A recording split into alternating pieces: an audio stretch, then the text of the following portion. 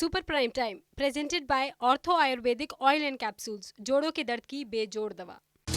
नमस्कार, आपके साथ मैं हूं गौरव अग्रवाल और सुपर प्राइम टाइम की शुरुआत करते हैं इस वक्त की एक बेहद बड़ी खबर के साथ। TV9 भारतवर्ष से तालिबान के प्रवक्ता सुहेल शाहीन ने बड़ा दावा किया है। पंजशीर के सभी जिलों पर तालिबान का कब्जा हो गया है, यह कहा है सुहेल शाहीन ने। तो पंजशीर जो कि तालिबान की आंख की किरकिरी बना हुआ था, पंजशीर जो अभी तक विद्रोह का नाम बना हुआ था, विद्रोह का बिगुल जहां से लगातार फूंका जा रहा था, तालिबान के प्रवक्ता ने TV9 भारतवर्ष से यह दावा करते हुए कहा है कि पंजशीर के सभी जिलों पर तालिबान का कब्जा हो गया है। और देखिए, एक और बड़ी खबर आ रही है, लेकिन यहां से काफी दूर से अफ्रीकी देश गिनी से खबर है, जहां सेना ने तख्ता पलट किया है। प्रेसिडेंट अल्फा कोंडे को गिरफ्तार कर लिया गया है। राष्ट्रपति भवन में सेना ने कोंडे को गिरफ्तार किया है। राष्ट्रपति भवन के पास अभी भी गोलाबारी हो रही है और वेस्ट अफ्रीका का देश गिनी, जहां पर आज तख्ता पलट कर दिया, सेना ने राष्ट्रपति को गिरफ्तार कर लिया। तो देखिए, बुर्किना फासो, माली और ये गिनी, ये सारे देश जो अफ्रीकन सब कॉन्टिनेंट के जो देश हैं, उनमें अक्सर ऐसी खबरें आती हैं। और एक बार फिर गिनी से खबर है, जहां पर एक बड़ा तख्ता पलट हुआ। इस बीच एक और बड़ी खबर, ISI चीफ फैज हमीद ने अफगानिस्तान के पूर्व PM से मुलाकात की है। गुलबुद्दीन हिकमत यार से मुलाकात की है फैज हमीद ने। शनिवार शाम काबुल में यह सीक्रेट मीटिंग हुई। काबुल के कसाई के नाम से कुख्यात है हिकमत यार। फैज हमीद और हिकमत यार में अफगानिस्तान में भारत की भूमिका पर बात हुई। अफगानिस्तान के मीडिया ऑर्गेनाइजेशन टोलो न्यूज के हवाले से यह खबर है।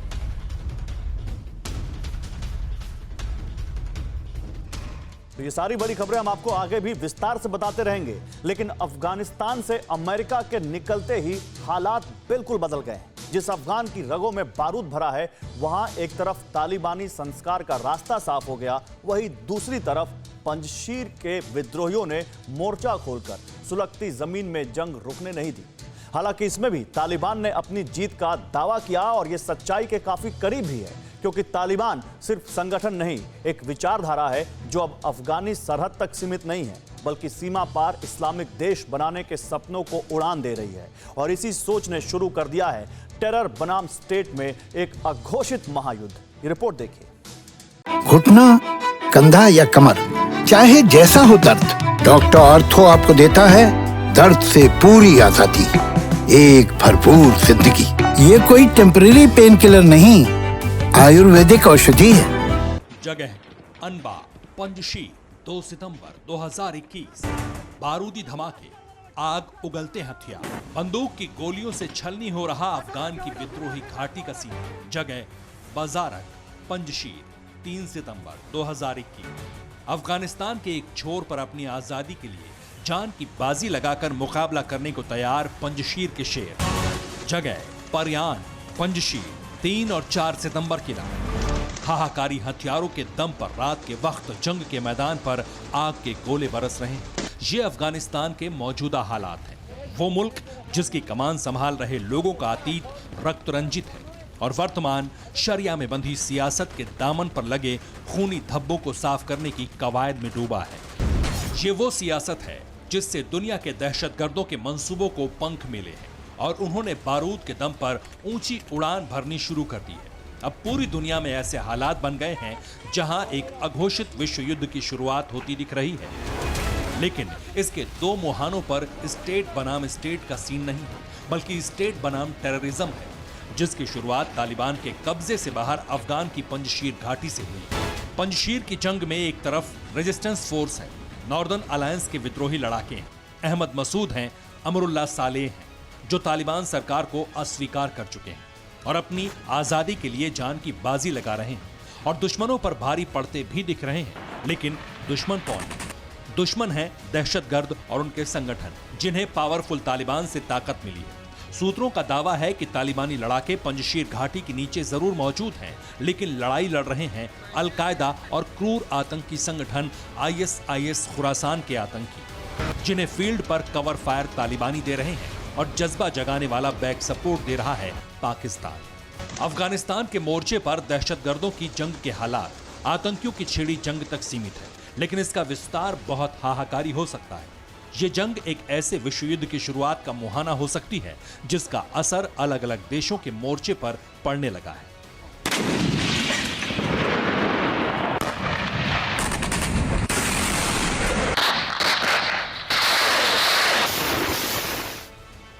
पहली तस्वीर 4 सितंबर की है, उस वक्त की जब वैश्विक आतंकी संगठन आईएसआईएस ने इराक के उत्तर में स्थित किरकुक शहर के चेक पॉइंट पर हमला किया, जिसमें 13 पुलिसकर्मी शहीद हो गए।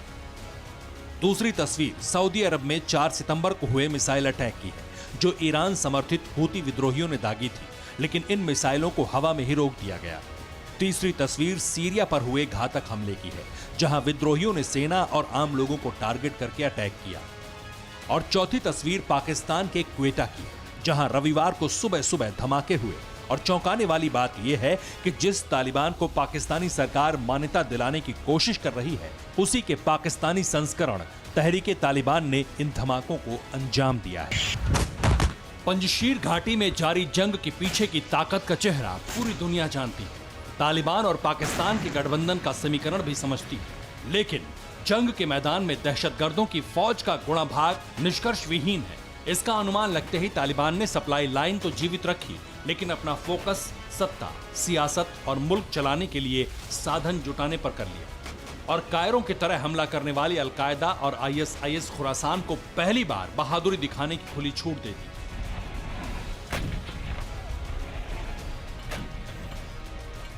ग्लोबल आतंकी संगठन आईसिस और अल-कायदा को पंजशीर में जंग लड़ने की अनुमति क्या मिली? आतंकवादियों ने दुनिया के हर उस जगह पर मोर्चा खोल दिया जहां पर वो मुल्क को शरिया कानून के तहत चलाना चाहते हैं। मुल्क चलाने वाली दहशतगर्दों की ख्वाहिश से वो पाकिस्तान भी अछूता नहीं रहा, जिसने अस्तित्व में आने से लेकर अब तक सिर्फ आतंकवादियों की मदद की है। अब आतंकी बनाम स्टेट वॉर छिड़ गई है। दहशतगर्दों ने एक साथ हर उस देश पर फन फैलाना शुरू कर दिया जिसे वो किसी भी तरह अपने कब्जे में लेना चाहते हैं, और इसके लिए वो हर कीमत भी चुकाने को तैयार। उस इराक, सीरिया और सऊदी अरब में भी जहां सुपर पावर अमेरिका अभी भी मौजूद है, इसलिए मान लिया जाना चाहिए कि जंग छिड़ चुकी है। ये जंग टेररिज्म बनाम वर्ल्ड है, लेकिन दुनिया इसकी घोषणा से कतरा रही है, जबकि 3 सितंबर से लेकर 5 सितंबर की सुबह तक हुए तमाम हमले इस अघोषित वर्ल्ड वॉर पर मुहर लगा रहे हैं, जिसे विस्तार से समझना अभी बाकी है। देखिए इराक पर छाए खतरे के बादल कितने घने हैं। इराक में आईएसआईएस के खिलाफ लंबे समय से जंग जारी है। अमेरिकी सैनिक लगातार आईएसआईएस को टारगेट कर रहे हैं, लेकिन आईएसआईएस ने किरकुक शहर के चेक पॉइंट पर हमला किया। आईएसआईएस आतंकी किरकुक शहर में दाखिल होना चाहते थे।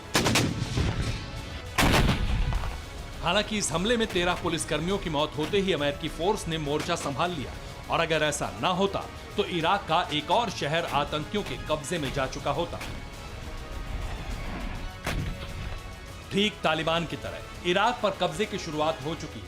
अब इस अघोषित जंग का दूसरा मोर्चा सऊदी अरब में देखिए। सऊदी अरब पर ईरान समर्थित विद्रोहियों की नजर है। हूती विद्रोही सऊदी के प्रगतिशील इस्लाम के खिलाफ है, इसलिए हूती सऊदी अरब को पूरी तरह नष्ट कर देना चाहते हैं। यही वजह है कि विद्रोहियों ने नाजरन और जाजन शहर पर अटैक किया। 3 मिसाइलें दागी, लेकिन अटैक हवा में ही नाकाम हुआ। हालांकि मिसाइलों का जो मलबा गिरा उसमें 2 बच्चे घायल हुए हैं और कुछ इमारतों को नुकसान पहुंचा, लेकिन दोनों शहर बच गए। अगर यह हमला कामयाब होता तो सऊदी अरब के 2 शहर बर्बाद हो सकते थे। आतंकवादियों के मंसूबे क्या हैं, इसके बारे में अंदाजा अफगानिस्तान की पंजशीर घाटी, इराक और सऊदी पर हुए ताजा हमलों से लगाया जा सकता है।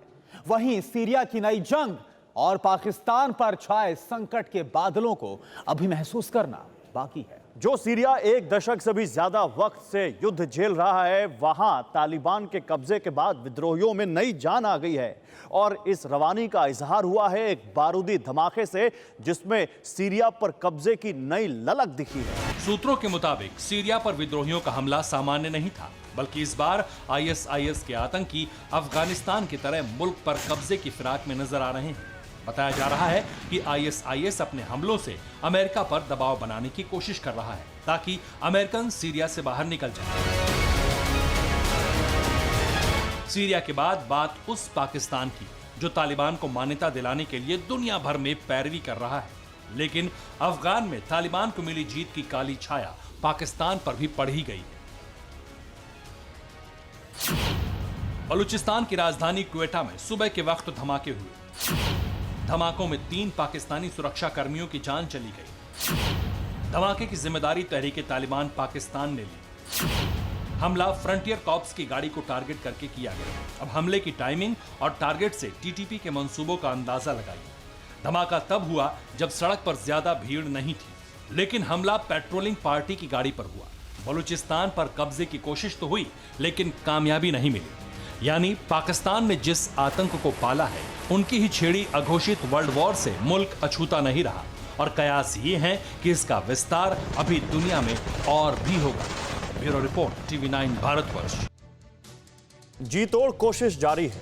तरह तरह के दावे और वीडियो आ रहे हैं। कभी लगता है अफगानिस्तान का अवैध किला पंजशीर तालिबानियों के कब्जे में आ चुका है, कभी लगता है कि पंजशीर के शेरों ने तालिबानियों को धूल चटा दी। दोनों ओर से दावों का और 2 दिनों से दौर चल रहा है। ये तालिबान पंजशीर की राजधानी, एयरपोर्ट और गवर्नर हाउस पर कब्जा करने का दावा कर रहा है, तो दूसरी तरफ पंजशीर में पाकिस्तान के आतंकी और सैनिकों की मौजूदगी की भी खबर है। कहा जा रहा है कि अफगानिस्तान की सरकार गठन से लेकर पंजशीर के युद्ध तक हर जगह पाकिस्तान हावी हो रहा है। अल-कायदा और हक्कानी नेटवर्क के जरिए पाकिस्तान अपनी मर्जी चला रहा है। हमारी ये एक्सक्लूसिव रिपोर्ट देखिए। घुटना, कंधा या कमर, चाहे जैसा हो दर्द, डॉक्टर ऑर्थो आपको देता है दर्द से पूरी आजादी, एक भरपूर जिंदगी। ये कोई टेम्परेरी पेन किलर नहीं, आयुर्वेदिक औषधि है।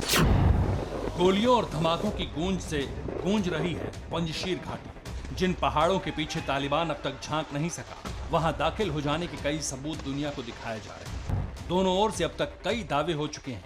तालिबान नामुमकिन को मुमकिन करने का दावा कर रहा है और पंजशीर के लड़ाके अपने हौसले और जांबाजी की तस्वीरें दिखा रहे हैं। इस बीच एक रेडियो चैनल से रेजिस्टेंस फोर्स को लेकर अहम जानकारी आई। पंजशीर में अहमद मसूद और सालेह के नेतृत्व में लड़ाके क्या कर रहे हैं, इसकी डिटेल आई। जानकारी के मुताबिक पंजशीर के सभी अहम पुल गिरा दिए गए। ऐसा तालिबानियों को रोकने के लिए किया गया है। पंजशीर के सभी अहम ठिकानों पर लड़ाकों की तैनाती की गई। अहम ठिकानों पर एंटी एयरक्राफ्ट गन भी तैनात की गई है। पंजशीर की सभी अहम जगहों पर लैंडमाइंस भी बिछाई गई। जगह जगह रास्तों को रोकने के लिए पत्थर से दीवार बनाई गई है। पंजशीर में टास्क फोर्स और फोर्स शिफ्टिंग के लिए दस्ते तैयार हैं।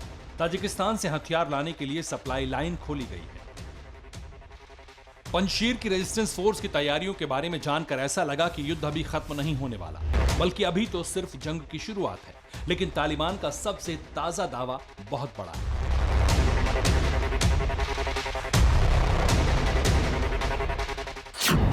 तालिबान पंजशीर की राजधानी बाजारक को जीत लेने की हुंकार भर रहा है।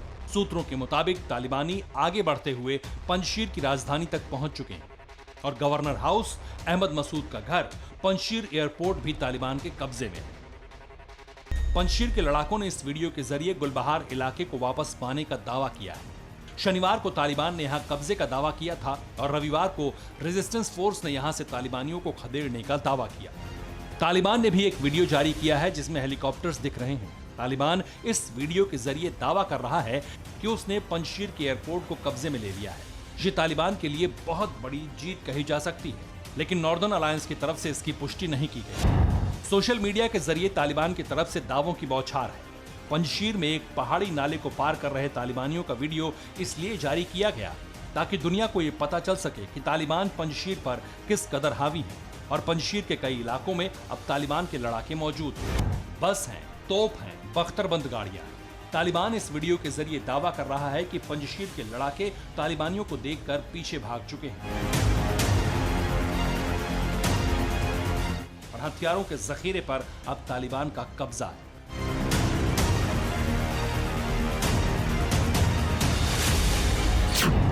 तालिबान के दावों के बीच रह रहकर पंजशीर के शेर दहाड़ रहे हैं। पंजशीर के लड़ाकों का ये वीडियो तालिबान को सीधी चुनौती। ये लोग कह रहे हैं कि पंजशीर को तालिबानियों की कब्रगाह बनाया जाएगा। आखिरी सांस तक ये अपनी आजादी और जमीन के लिए लड़ेंगे। तालिबान ने एक वीडियो के जरिए पंजशीर की सड़कों पर अपने लड़ाकों की मौजूदगी दिखाई। इसमें गाड़ियों का काफिला भी दिख रहा है। अब एक और वीडियो देखिए, ये भी तालिबान ने ही जारी किया। इसमें सड़क बहुत सक्रिय है, वीडियो बिल्कुल करीब से बनाया जा रहा है। दावा है कि ये पंजशीर के रिहायशी इलाके की तस्वीर है जहां तालिबानियों का काफिला पहुंच चुका है। लोग अपनी खिड़कियों से तालिबानियों के आने का वीडियो बना रहे हैं। तालिबान के एक और वीडियो में सैकड़ों तोप नजर आ रही हैं। दावा ये कि जीत के साथ पंजशीर के तमाम हथियार जब्त किए जा रहे हैं। लेकिन सवाल ये भी है, जब जंग की शुरुआत हो चुकी है और पंजशीर ने जिस युद्ध की तैयारी 15 अगस्त से शुरू कर दी थी, इसके बावजूद ये तमाम तोप इस तरह एक ही जगह पर क्यों रखी है? इस वीडियो के जरिए तालिबान पंजशीर पर जीत की मुहर लगा रहा है। दावा यह है कि घर रेजिस्टेंस फोर्स के चीफ अहमद मसूद का है। पंजशीर के सबसे बड़े लीडर और जंग का नेतृत्व करने वाले मसूद के घर तक तालिबान पहुंच चुका है। अहमद मसूद के घर तक को तालिबानियों ने कब्जे में ले लिया है। इस वीडियो में तालिबानियों की गाड़ी बिना कोई फायरिंग किए आगे बढ़ रही है। सड़क के दोनों तरफ तालिबान के झंडे वाली गाड़ियां हैं। ऐसा लग रहा है जैसे जीत हो चुकी है और तालिबानी इलाके पर कब्जा कर चुके हैं।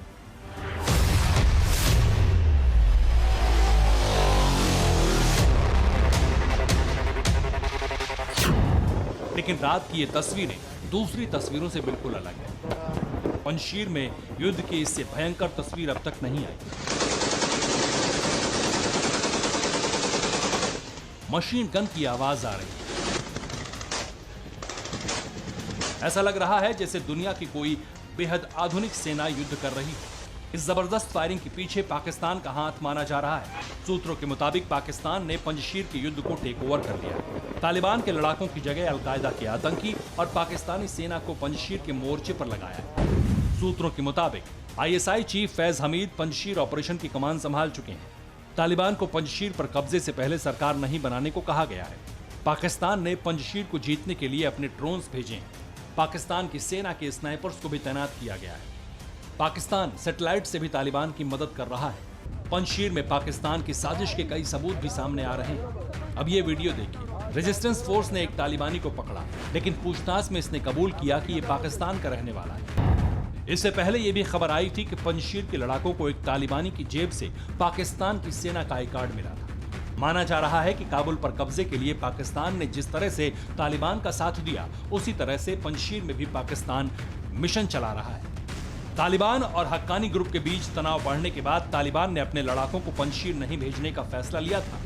इसलिए माना जा रहा है कि अब पंजशीर में जो भी हो रहा है वो पाकिस्तान के इशारे पर है और तालिबानियों के वेश में पाकिस्तान के आतंकी मौजूद हैं। अब सवाल है, अगर तालिबान के तमाम दावे सही हैं तो क्या पंजशीर पर जल्द ही कब्जा होने वाला है? अफगानिस्तान के कार्यवाहक राष्ट्रपति अमरुल्लाह सालेह ने पंजशीर में तालिबानी संकट पर संयुक्त राष्ट्र को पत्र लिखा।